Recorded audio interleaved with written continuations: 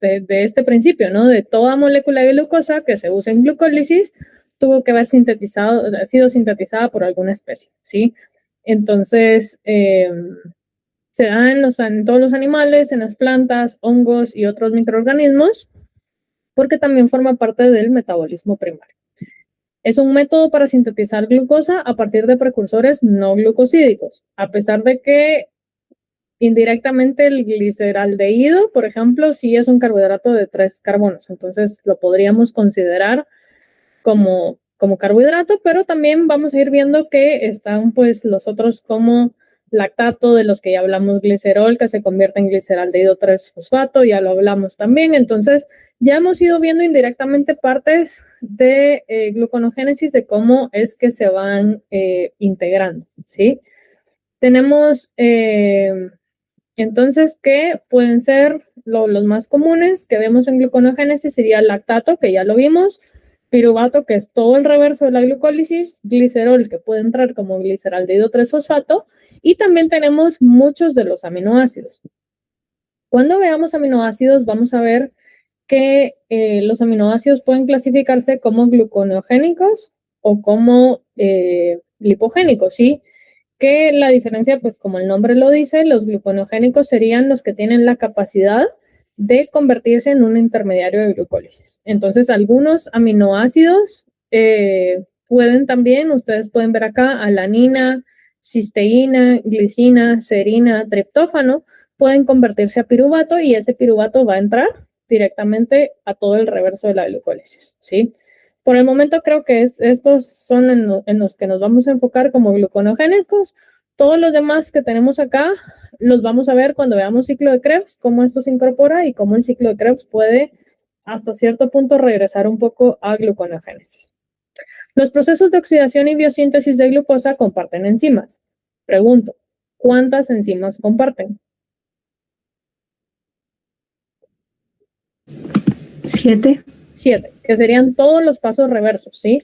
Sin embargo, corresponden a rutas metabólicas diferentes y opuestas. Y entonces, si se recuerdan, cuando hablamos del metabolismo en el primer día de clases, decíamos que por lo menos una enzima tenía que ser diferente para que la ruta pudiera funcionar al revés. En este caso, son las 3 enzimas que son pasos irreversibles de glucólisis las que tenemos que buscar la forma de revertir, ¿sí? Entonces, sería este paso, que es el paso 1. Vamos a ver qué. No sé qué dice. ¿Sí ven la pantalla bien todavía? ¿Sí? Bien. Sí, bueno, sí. Entonces, sería el paso 1, que es este de acá, el paso 3, que sería este de acá, y el paso 10, que sería este de acá. Y en gluconeogénesis, estos pasos se conocen como rodeos metabólicos. Quiere decir que el primer rodeo metabólico, y vamos a ir ahora de atrás, o sea, en el mismo orden de glucólisis para que tenga sentido, ¿sí? El primer rodeo metabólico va a ser este va a ser el segundo rodeo metabólico y este va a ser el tercer rodeo metabólico. ¿Por qué rodeos metabólicos? Porque vamos a tratar de rodear o de como evitar la reacción opuesta, que sería la de glucólisis. La regulación acá de glucólisis es bien compleja y tiene sentido que sea compleja porque las dos rutas metabólicas ocurren en el citosol. ¿Se recuerdan cuando veíamos la clase de metabolismo? Decíamos, la mayoría de reacciones catabólicas se lleva a cabo en la mitocondria. La excepción es glucólisis, ¿sí? Y el anabolismo, la mayoría se lleva a cabo en el citosol. La excepción era el ciclo de la urea, ¿sí? Entonces quiere decir que gluconeogénesis no es una excepción, o sea, sí se lleva a cabo en el citosol. Y el problema que las dos rutas metabólicas están en el citosol es prácticamente esto. Si no tenemos una regulación como apretada, una regulación muy estricta, puede complicarse la cosa. Y por eso es que los rodeos metabólicos pues buscan esa forma como de ignorar o de revertir el proceso según se necesite, ¿sí? Y el jueves vamos a empezar a ver la regulación. El otro martes ustedes presentan rutas de regulación en el periodo de laboratorio y la meta es el próximo martes terminar con el capítulo 15, que es la parte de regulación. Les recomiendo así O sea, después de que vean sus notas de los parciales, probablemente me van a hacer más caso. Realmente traten de leer el capítulo 15 antes del otro martes. O sea, les va a tocar presentar un tema. Yo les recomiendo que los lean todos y van a estar en el capítulo 15. Entonces, esa va a ser la clase para el otro martes, que va a ser la regulación de todo esto. Entonces, les digo porque, o sea, ahorita les estoy diciendo, la regulación es bien estricta porque las dos rutas metabólicas se llevan a cabo en el mismo compartimento celular. Bueno, entonces, en la gluconeogénesis, los 3 pasos irreversibles se rodean mediante un conjunto diferente de enzimas que catalizan reacciones que son suficientemente exergónicas para ser efectivamente irreversibles en la dirección hacia la síntesis, que es lo que queremos lograr ahorita. Como ya se sabe en glucólisis, en automático se saben 7 reacciones de gluconeogénesis. Estos rodeos metabólicos no son una reacción inversa, sino que es una serie de reacciones que al final termina produciendo el mismo efecto. No todos los tejidos pueden hacer gluconeogénesis completa.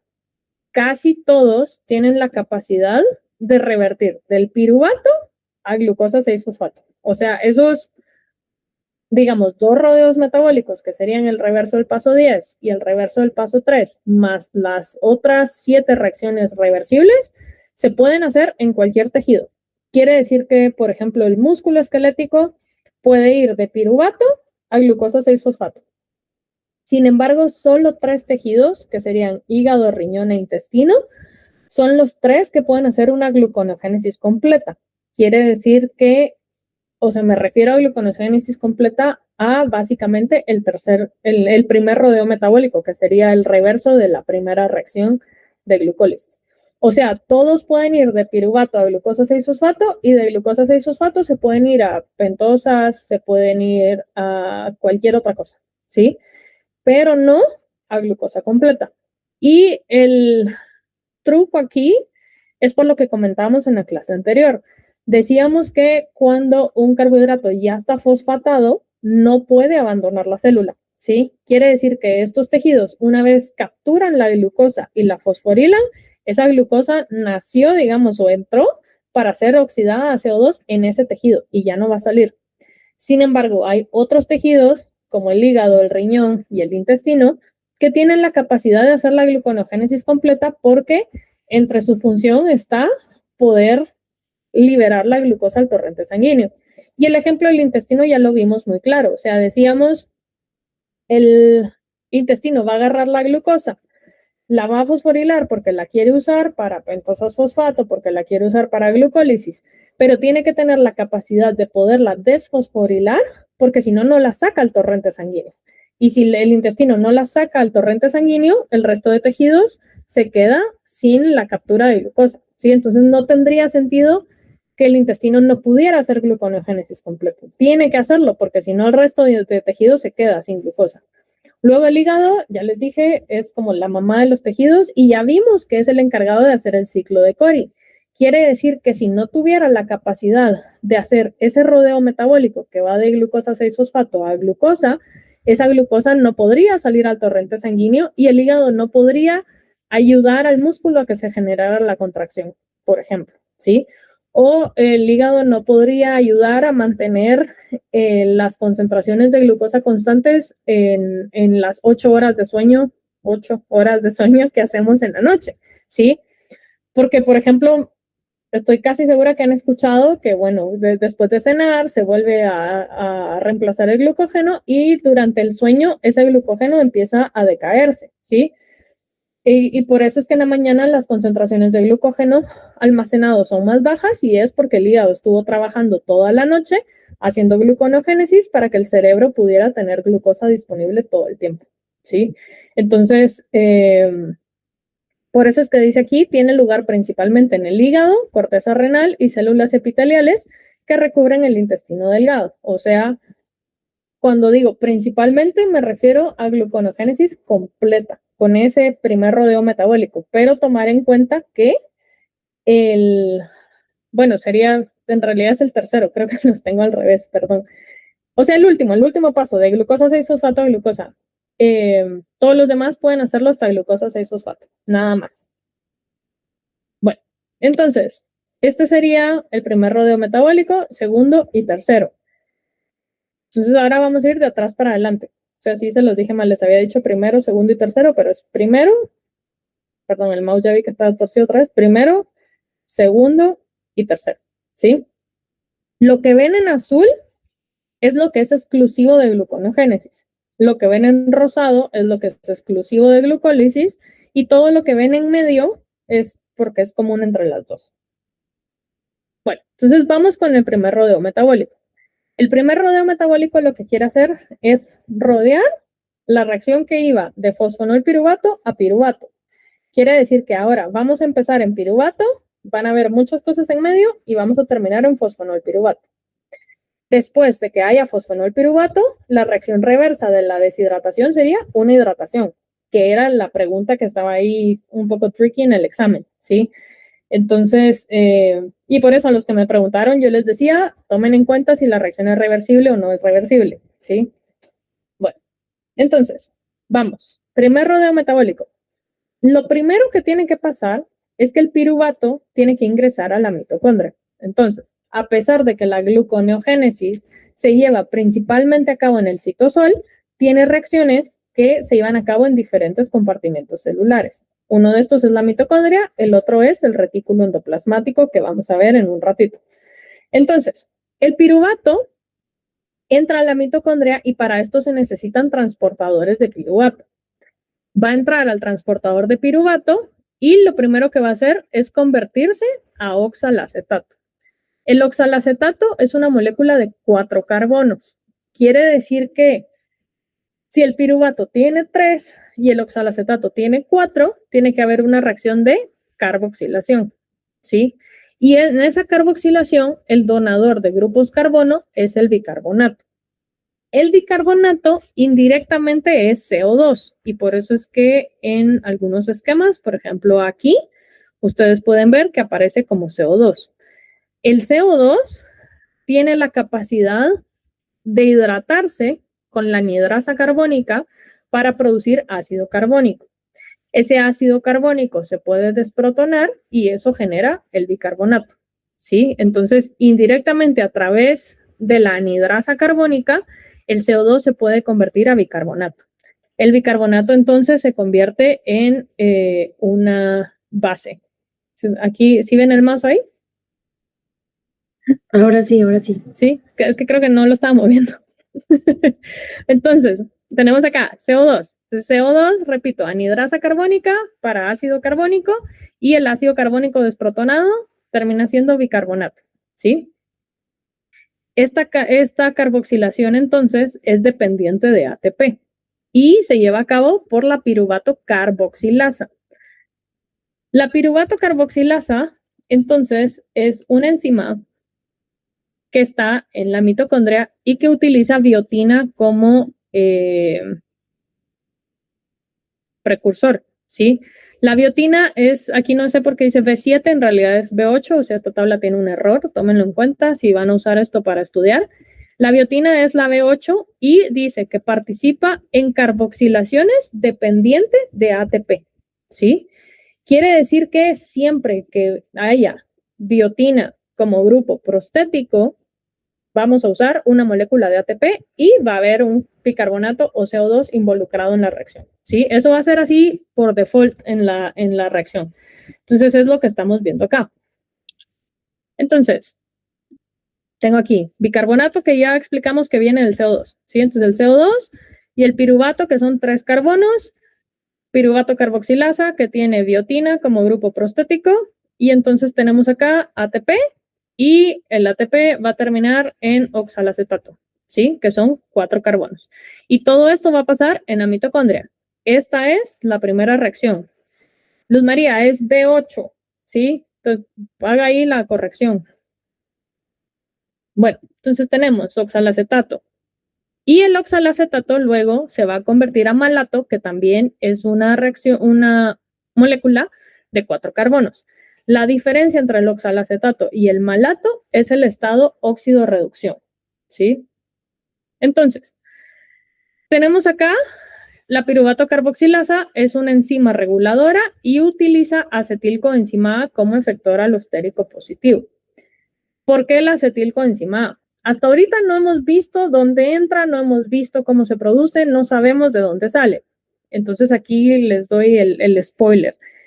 El piruvato se puede convertir a acetilcoenzima A. Ah, ya lo vimos en una diapositiva, ya me acordé.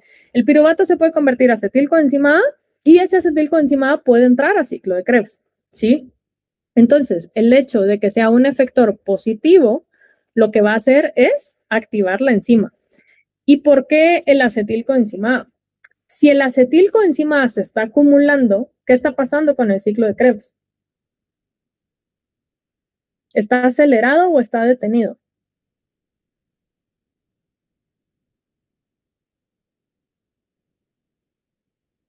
Está detenido. Está detenido. Y el ciclo de Krebs decíamos que era la segunda etapa de respiración celular que va a producir energía. Quiere decir que acetilcoenzima A se está acumulando, ciclo de Krebs está detenido, por lo tanto, no necesitamos producir energía y esto va a hacer que se mueva hacia la ruta anabólica. Y entonces, en lugar de hacer glucólisis, vamos de regreso ahora hacia gluconeogénesis, ¿sí? Y entonces, por eso es que tiene sentido que la acetilcoenzima A sea un efector alostérico positivo. Bueno, entonces decíamos que la diferencia entre oxalacetato y malato era el estado redox, ¿sí? El oxalacetato es la forma oxidada. Cuando el oxalacetato recibe electrones, y en este caso el donador de electrones es un NADH, se va a convertir a malato. Y entonces ahora el malato está reducido y puede salir de la mitocondria por algo que se conoce como la lanzadera malato-aspartato. Esta lanzadera malato-aspartato la vamos a volver a ver cuando veamos ciclo de Krebs más despacio. Y la enzima que cataliza esta reacción se llama malato deshidrogenasa.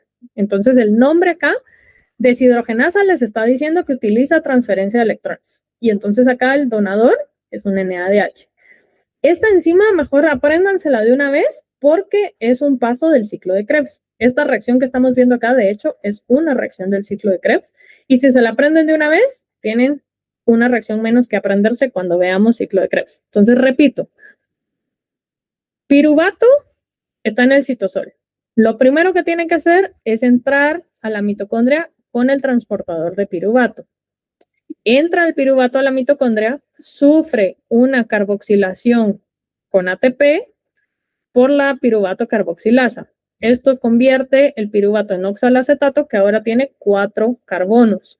El oxalacetato se reduce con la malato deshidrogenasa, que agarra el NADH, y esto lo convierte a malato. Y ahora el malato puede salir por la lanzadera malato-aspartato. La lanzadera es prácticamente 2 transportadores, por uno sale malato y por otro entra aspartato, y por eso es que se llama así. Son 2 transportadores diferentes, solo para que entiendan el nombre, pero prácticamente es un transportador que va a sacar el malato. Con esto el malato ya está en el citosol, ¿sí? ¿Se entienden las 2 reacciones acá? Entonces, si se dan cuenta, en lugar de hacer el inverso de la reacción que va de piruvato a fosfonolpiruvato, por el momento tenemos 2 reacciones y tenemos malato en el citosol. ¿Qué es lo que va a pasar en el citosol? En el citosol, entonces, cuando ya sale el malato va a regresar a ser oxalacetato. ¿Con qué enzima? Con la misma enzima. La malato deshidrogenasa que teníamos ahí es la misma que va a estar acá. Bueno, la misma con un asterisco, porque esta que actúa acá es la isoforma mitocondrial de malato deshidrogenasa y esta que actúa en el citosol sería la isoforma citosólica de la malato deshidrogenasa, ¿sí? Entonces, ¿por qué está ocurriendo todo esto?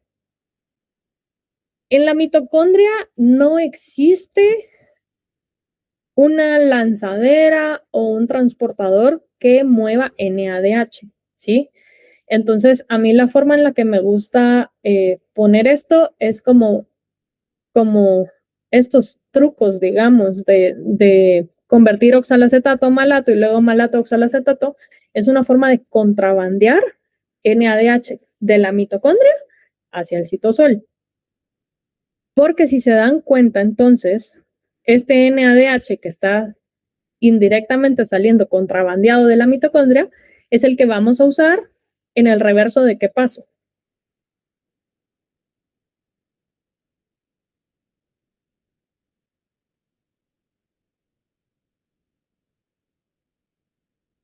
A ver, repito, el NADH, ¿en qué reacción de glucólisis se usa?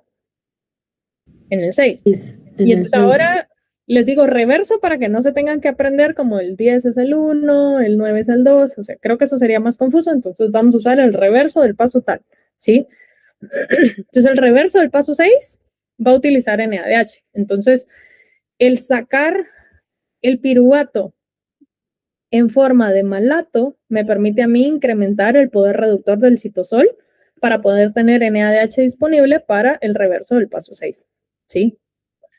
Bueno, entonces, el transporte de malato tiene el efecto de transportar equivalentes de reducción en forma de NADH al citosol. Entonces, repito, piruvato por el transportador de piruvato, carboxilación dependiente de ATP por la piruvato carboxilasa, que es una enzima reguladora, se convierte a oxalacetato, que es un intermediario del ciclo de Krebs, la malato deshidrogenasa, la isoforma mitocondrial, reduce el oxalacetato para producir malato. El malato sale por el transportador del malato, que es parte de la lanzadera malato-aspartato. Ahora tenemos malato en el citosol y su enzima citosólica de malato deshidrogenasa hace la reacción opuesta, oxida el malato, libera los electrones en forma de NADH y el oxalacetato que queda ahora va a ser convertido a fosfenolpiruvato. Entonces, esta es la siguiente reacción, la última. El oxalacetato entonces va a ser convertido a fosfenolpiruvato por la fosfenolpiruvato carboxiquinasa, ¿sí? Entonces, esta lo que va a hacer es una descarboxilación y por eso estamos viendo que el CO2 sale. Entonces, vean, el CO2 entra aquí y sale aquí, que dijimos puede ser en forma de bicarbonato y por eso no va a aparecer en la reacción global de acá. Entonces, tenemos esta parte de acá, oxalacetato NADH o malato ANAD, que es donde se transporta el NADH. Bueno, entonces, el resumen del primer rodeo metabólico es que se genera una conversión citosólica de malato a oxalacetato, un transporte de equivalentes de reducción, que sería el NADH desde la mitocondria hacia el citosol, y formación de fosfenolpiruvato por la fosfenolpiruvato carboxiquinasa.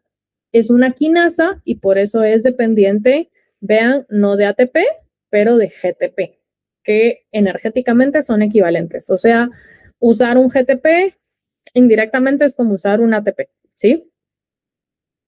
Bueno, entonces, para poder rodear la última reacción de glucólisis, vean, necesitamos 1, 2, la reversa y 3 reacciones, ¿sí? 3 enzimas diferentes, 4 si quieren contar las isoenzimas como enzimas distintas, para poder rodear la reacción reversa a glucólisis. Bueno, y entonces ahí está lo de la carboxiquinasa, es una descarboxilación y dependiente de GTP. Luz. Una duda, no me quedó. ¿Cuál es la isoenzima ahí? La isoenzima es la malato deshidrogenasa, porque tenemos una que actúa en la mitocondria, aquí está en el dibujito, por una que actúa en la mitocondria, que sería esta, por eso dice malato deshidrogenasa mitocondrial y luego malato deshidrogenasa citosólica. En la mitocondria el equilibrio está desplazado hacia la formación de malato y en el citosol hacia la formación de oxalacetato. Y el resultado es que el NADH que estaba aquí como sustrato ahora sale aquí como producto. ¿Mejor? Ah, ya. Sí. Entonces, tenemos aquí la última reacción del rodeo metabólico, el oxalacetato libera este CO2, otra vez, la reacción es dependiente de GTP, por eso estamos viendo el GDP salir, y se genera fosfenolpiruvato que ya está listo para la hidratación, que sería el reverso del paso 9, ¿sí? Bueno, esta reacción como usa GTP, también utiliza magnesio como, aquí no sería grupo prostético, sino que sería, ¿qué es? Se me fue el nombre. Sería una metaloenzima, ¿sí? Porque tiene el metal que en este caso sería el magnesio, pues el mineral metido en el sitio activo de la enzima, ¿sí? Entonces esa es la clasificación. Bueno, en la reacción global tenemos entonces, esta es la reacción global del primer rodeo metabólico. Vamos de piruvato a fosfonolpiruvato. Se usa un ATP, que es el de la carboxilación de piruvato a oxalacetato. Se usa un GTP, que es de oxalacetato a fosfonolpiruvato. Se usa un bicarbonato, que decíamos que era el CO2, para la fosforilación del piruvato, que sería este de acá. O sea, yo realmente anularía este CO2 con el bicarbonato porque es el mismo. El GTP solo es una hidrólisis, entonces GTP a fósforo inorgánico y ATP a ADP, ¿sí? Si se dan cuenta, malato y oxalacetato no aparecen en la reacción porque se cancelan, ¿sí? Lo que pasa en la mitocondria con lo que pasa en el citosol. Al final, el resultado es que la reacción es completamente reversible. Y bueno, antes de entrar a esto, ¿estamos bien acá? ¿Sí? Entonces, repito, rodeo metabólico no es una reacción, sino es una serie de reacciones que me permite desplazar el equilibrio hacia la formación de fosfonolpiruvato. Puede ser que en lugar de empezar gluconeogénesis desde el piruvato, decidamos empezarlo como lactato. El lactato ya vimos que se convierte a piruvato con el reverso de la lactato deshidrogenasa. Esta reacción ya la habíamos visto. Decíamos que era lo que hacía el hígado en el ciclo de Cori. Pero aquí estamos viendo que también puede pasar en los otros tejidos. Aquí obviamente no estamos en contracción muscular, no estamos necesitando energía porque el equilibrio se está desplazando hacia gluconeogénesis, no al revés, ¿sí? Quiere decir que esta reacción es principalmente en el hígado cuando la demanda energética en el músculo es alta, pero cuando no, el músculo puede hacerla solo, ¿sí? O cualquier otro tejido. Entonces dice, cuando el lactato es precursor, hay una conversión a piruvato y esto genera un NADH, porque ya lo vimos en la fermentación láctica, ¿sí? Es el reverso y es exactamente la misma enzima. Se da un transporte de piruvato y formación de oxalacetato. Vean, esto es exactamente lo mismo. Piruvato entra, era lo mismo que estábamos viendo hace un rato. Piruvato carboxilasa, aquí ATP, CO2, entra y se forma el oxalacetato. La diferencia es que esta reacción que en la diapositiva anterior ocurría en el citosol, ahora está ocurriendo en la mitocondria, ¿sí? Dice que es una conversión a fosfonolpiruvato mediante la isoenzima mitocondrial de la fosfonolpiruvato carboxiquinasa. La reacción es exactamente la misma. Es una descarboxilación dependiente de GTP, ¿sí? Está produciendo fosfonolpiruvato y luego el fosfonolpiruvato sale de la mitocondria del citosol. Sé que esto puede sonar un poco confuso y no está escrito en piedra. El resumen está aquí. La primera reacción que estábamos viendo, que vimos al principio, es esta. Piruvato entra, oxalacetato, oxalacetato malato, malato sale, regresa a ser oxalacetato, fosfonolpiruvato carboxiquinasa, boom, fosfonolpiruvato. ¿Qué está pasando acá?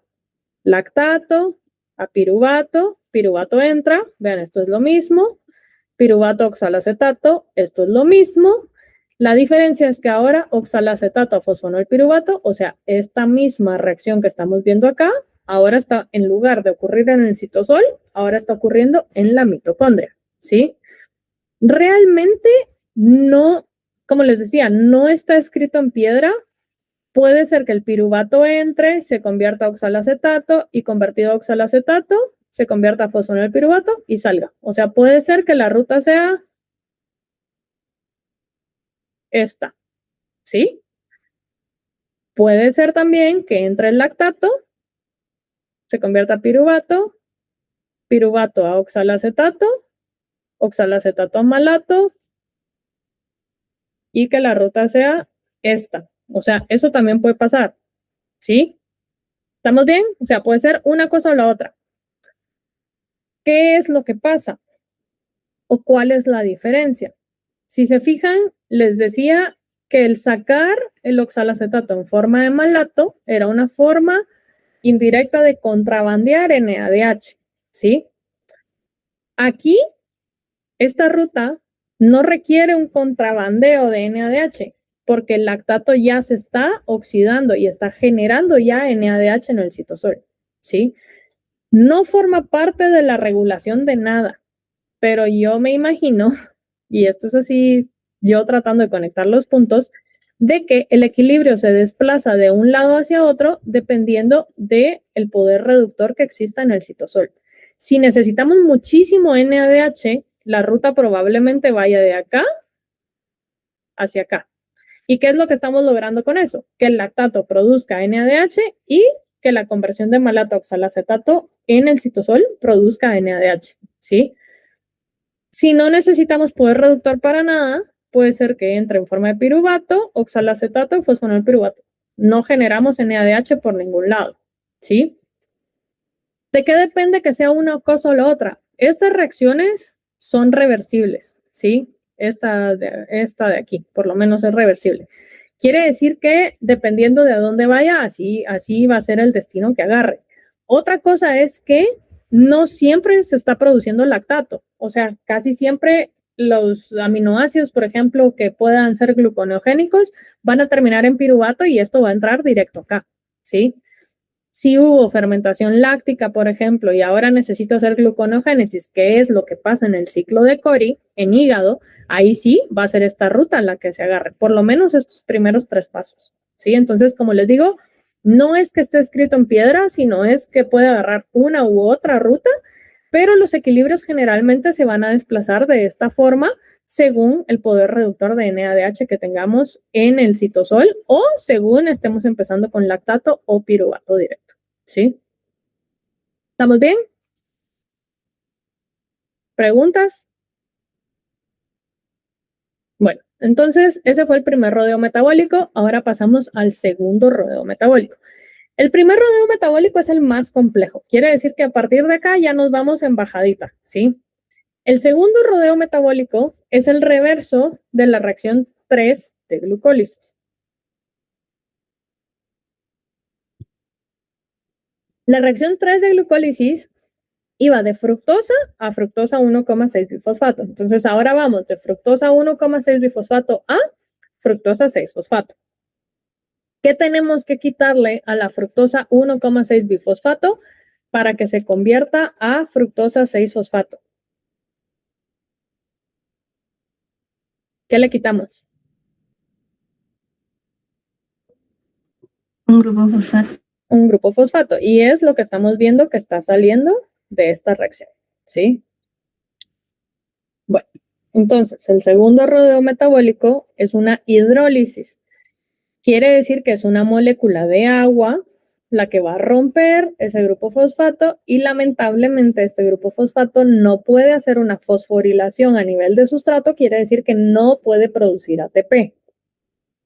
La reacción es catalizada por la fructosa 1,6 bifosfatasa, o sea, en glucólisis era una quinasa, ahora aquí es una bifosfatasa. Quiere decir que la PFK1, que es esta de acá, se va a regular de forma opuesta con la FBPasa1, que es esta que está acá. Este paso de regulación de glucólisis es el paso más complejo que se puedan imaginar en cuanto a regulación. Lo vamos a empezar a ver el siguiente jueves o martes. Pero esto que está acá, que se ve muy sencillo, que solo son 2 enzimas, realmente tiene una regulación bien compleja. ¿Y por qué? Porque las 2 reacciones están pasando en el citosol, ¿sí? Si se fijaron con el primer rodeo metabólico, la mitocondria sí o sí está implicada. O sea, la conversión de piruvato a fosfonilpiruvato puede ser en mitocondria o puede ser en citosol o se va a controlar con la de oxalacetato, pero la mitocondria está involucrada, no importa el camino que sea. Entonces, eso permite la conversión de piruvato a oxalacetato siempre es en la mitocondria y eso permite pues mantener esa compartimentalización que era la que hablábamos como un mecanismo de regulación al principio del semestre, ¿sí? En cambio acá las 2 están en el citosol y eso es lo que complica la cosa. Les pregunto entonces, ¿por qué creen que esta enzima no se puede perdón, ¿por qué creen que esta enzima, esta acá, la fructosa 1,6 bifosfatasa, no puede producir ATP? Y el chivo está en la diapositiva. ¿Por qué creen que no puede?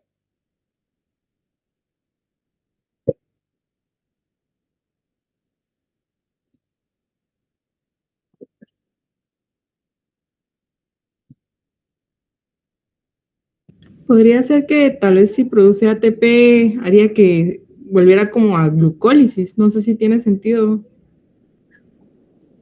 Podría ser, y digamos desde el punto de vista celular, si yo fuera una célula, diría, prefiero tener el ATP aunque sacrifique glucólisis. Hay algo más. Porque es de menor energía, ¿no? ¿De cuánto es la energía? Menos 16.3. Y para sintetizar ATP, ¿cuánto necesito? Más de menos 30.5. De menos 30. Quiere decir que la fructosa 1,6 bifosfato es una molécula de alta o de baja energía. De baja energía. De baja energía. A pesar de ser una molécula con fosfatos, es una molécula de baja energía y por lo tanto no puede hacer fosforilación a nivel de sustrato, que era la fosforilación del ADP para que se convirtiera en ATP. Y por lo tanto, lo único que le queda es liberar el fosfato, pues ahí desperdiciado. ¿Sí? Entonces, este fosfato que se libera después se va a usar para, no sé, romper las moléculas de glucógeno y producir glucosa 1-fosfato más adelante, por ejemplo. ¿Sí? Entonces, repito, el segundo rodeo metabólico es bien simple, es una hidrólisis por una molécula de agua, aquí la estamos viendo, la fructosa 1,6 bifosfato regresa a ser fructosa 6-fosfato y se libera una molécula de fosfato en una reacción que es irreversible porque tiene un delta G negativo. A pesar de que no puede producir ATP, sigue siendo una reacción exergónica que garantiza que la reacción sea irreversible y que esté desplazada, en este caso, hacia la formación de fructosa 6-fosfato. ¿Sí? A pesar de que es el reverso, o sea, fructosa 6 a fructosa 1,6, es el reverso, son dos enzimas diferentes y por eso es que las consideramos dos reacciones distintas. ¿Sí? Como decía, es un importante punto de regulación alostérica. Yo pensaría que es el punto más importante porque es bien complejo, como les decía, y si no fuera importante, pues no fuera complejo. ¿Sí? Entonces, muy fácil. Una hidrólisis. El tercer rodeo metabólico es el que les decía que solo se puede llevar a cabo en 3 tejidos. ¿Cuáles eran?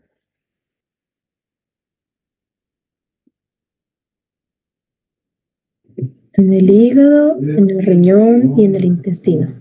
Exacto. Entonces, son los únicos que pueden hacer una desfosforilación de la glucosa 6-fosfato a glucosa por la glucosa 6-fosfatasa. ¿Sí?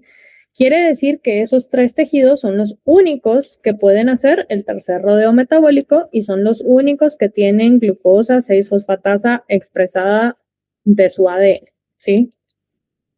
Bueno, entonces este tercer rodeo metabólico, al igual que el segundo, también es una hidrólisis y es una hidrólisis catalizada por la glucosa 6-fosfatasa, o sea, ASA, la hidrólisis, y igual, ¿por qué no puede producir ATP?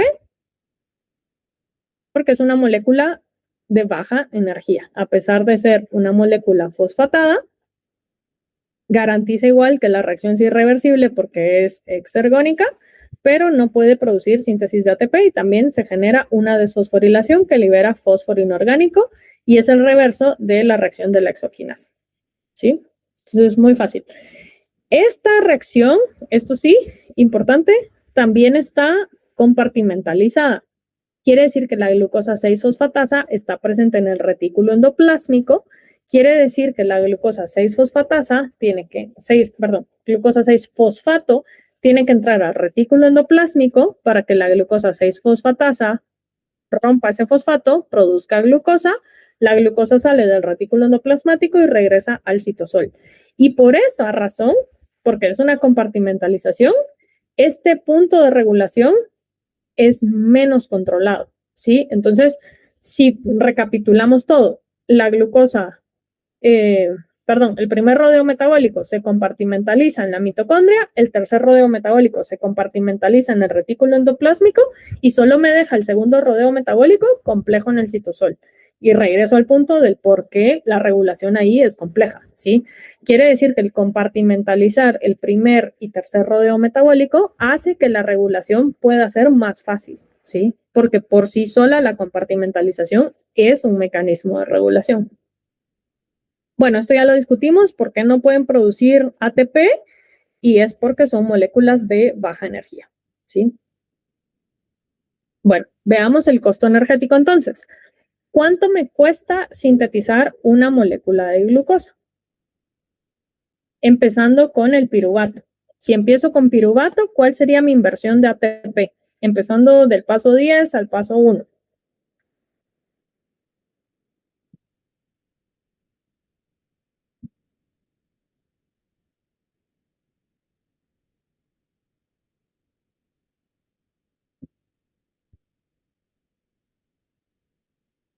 A ver, vamos de atrás para adelante.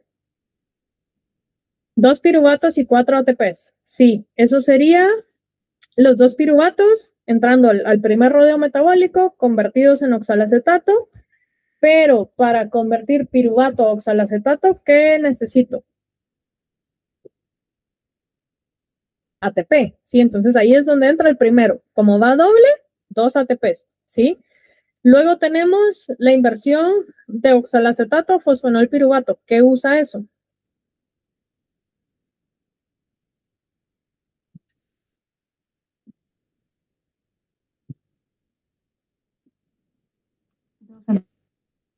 ¿Qué usa? ATP. Usa GTP. Y decíamos que el GTP es equivalente al ATP. Quiere decir que por cada rodeo metabólico yo uso un ATP y un GTP. Y como es doble, uso 2 ATPs y 2 GTPs, ¿sí? ¿En dónde uso el otro ATP? El otro set, digamos, de ATP.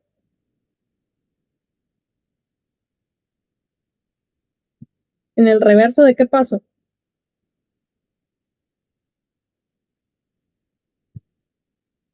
Del paso 7. Del paso 7. Entonces ahí van, ¿cuántos ATPs? 4. ¿Y cuántos GTPs?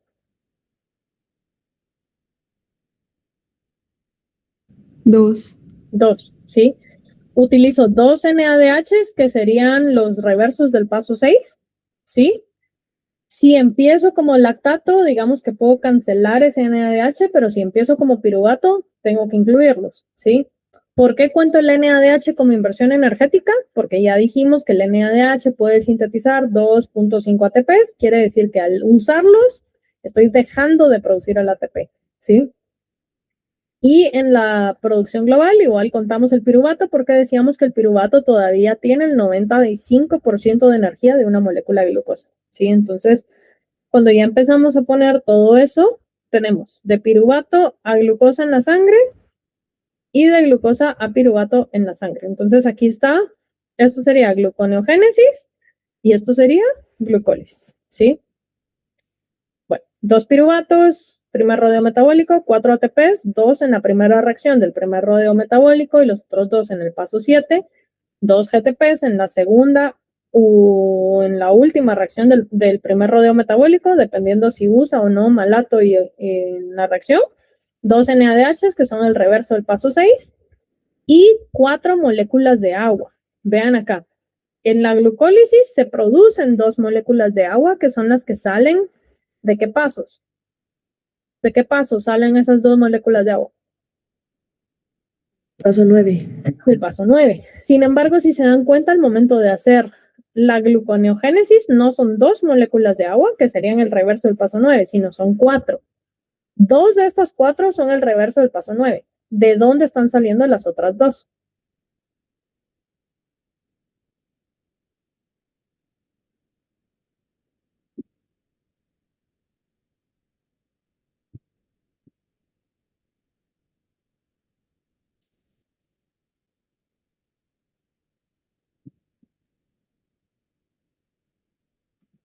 ¿No sería del segundo y tercer paso de rodeo? Del segundo y tercer rodeo metabólico. Perfecto. Porque son hidrólisis, ¿sí? Y esas hidrólisis están generando los fósforos que estamos viendo acá. Los fósforos dice que son 6 moléculas de fósforo. Si se recuerdan, el paso 6 era una fosforilación que no era dependiente de ATP, sino que era con fósforo inorgánico. Quiere decir que acá estaríamos utilizando el reverso de la reacción del paso 6, ¿sí? Y luego los dos fósforos que estamos liberando de la reacción de los rodeos metabólicos, ¿sí? Bueno, entonces, tenemos acá la producción energética, decíamos 2 piruvatos, 4 ATPs, 2 GTPs y 2 NADHs. Y al final, si se dan cuenta, las reacciones globales siguen siendo exotérmicas las dos, exergónicas. Tenemos acá delta G negativo 16, delta G negativo 63, ¿sí? Las dos son reacciones globales que terminan siendo reversibles. Entonces acá está el detalle de las reacciones. Esta sería toda la glucólisis en reverso. Y lo que está en rosado serían los rodeos metabólicos. Piruvato con bicarbonato y ATP a oxalacetato, el primer rodeo metabólico, y luego oxalacetato a fosfonolpiruvato. Si se dan cuenta, esta parte omite la conversión de oxalacetato a malato y malato a oxalacetato, ¿sí? Pero que sepan que es algo que pasa de por medio. Luego de regreso, fosfonolpiruvato, una hidratación para 2-fosfoglicerato y luego la mutasa de fosfoglicerato 2 a 3 y luego 3-fosfoglicerato ATP, este es el reverso del paso 7, para dar 1,3 bifosfoglicerato, 1,3 bifosfoglicerato con los NADHs para dar gliceraldehído 3-fosfato, gliceraldehído 3-fosfato a dihidroxiacetona luego se pega con glicerol 3-fosfato para dar fructosa 1,6 bifosfato, segundo rodeo metabólico, desfosforilación, y luego tenemos acá el fructosa 6-fosfato, reverso del paso 2, y luego glucosa 6-fosfato a glucosa, que sería el tercer y último rodeo metabólico para dar el rendimiento energético, ¿sí? Los otros dos fósforos que me faltaron salen de acá y por eso es que son 6 al final, ¿sí? Y aquí les dice pues qué reacciones son las que van por 2, que serían todas las de la etapa de triosas. Entonces, bueno, el glicerol de los triglicéridos se puede utilizar para gluconeogénesis. Cuando hacemos degradación de grasas, si se recuerdan, un triglicérido entonces está formado por glicerol, ácido graso, ácido graso, ácido graso, ¿sí? Lo que queda del glicerol entonces puede recibir una fosforilación por la glicerol quinasa. Esto forma glicerol 3-fosfato. Ojo, no es gliceraldehído, es glicerol. Os pregunto, ¿el glicerol es un intermediario de glucólisis, sí o no?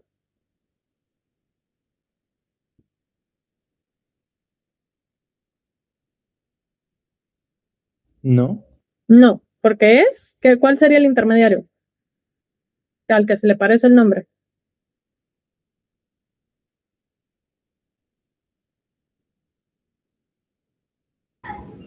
El gliceraldehído. El gliceraldehído, ¿sí? Entonces, ojo, pues se parecen, pero no es lo mismo. Entonces, pongan atención ahí cuando estén leyendo en el examen porque de ahí se confunde, ¿sí?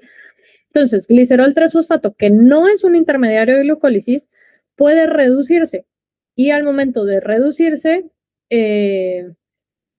perdón, no se está, quiero ver, está cediendo electrones, entonces está oxidando. El alcohol se oxida porque pasa a aldehído. Era lo que les decía hace un rato. Si ven la estructura, les puede ayudar a darse la idea.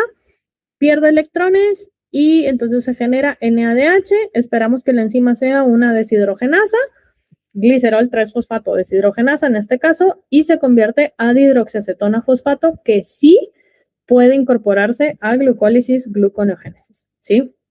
Entonces, esto entraría, si es a gluconeogénesis, al reverso del paso de la aldolasa para pegarse con gliceraldehído 3-fosfato y entrar a fase de exosas, ¿sí? Entonces, aquí está, fosforilación en carbono 3 por la glicerol quinasa usando ATP y luego la oxidación por la glicerol 3-fosfato deshidrogenasa para producir dihidroxiacetona fosfato y entrar a gluconeogénesis, ¿sí?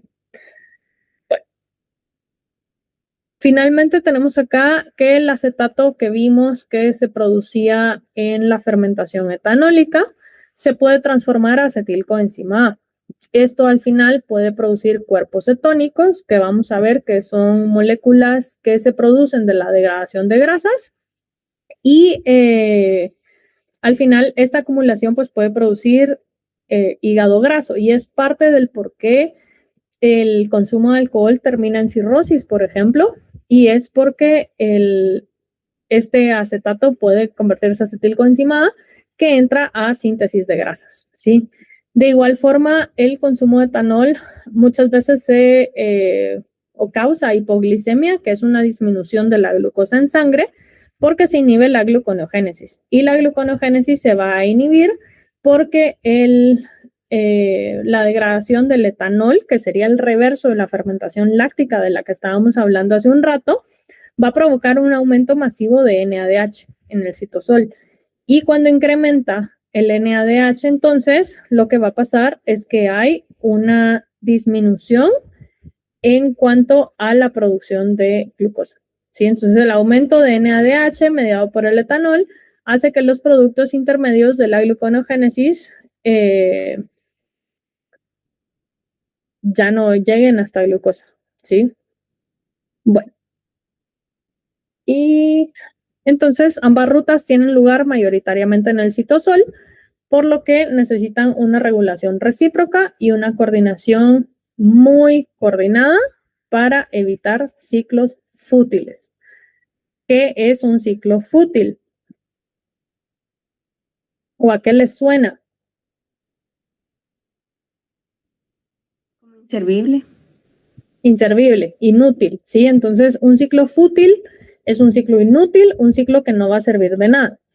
¿A qué me refiero con queremos evitar ciclos fútiles? A que si produzco o estoy con la glucólisis encendida y la gluconeogénesis encendida, glucosa piruvato, piruvato a glucosa, reacción global sería nada.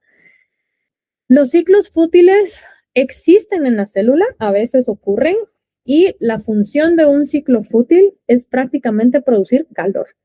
¿Y por qué es lo único que se produce? Porque no hay producción neta de ninguna molécula y esa producción de calor a veces pues se necesita para mantener temperatura corporal, por ejemplo. Bueno, ¿alguna pregunta con gluconeogénesis? ¿No?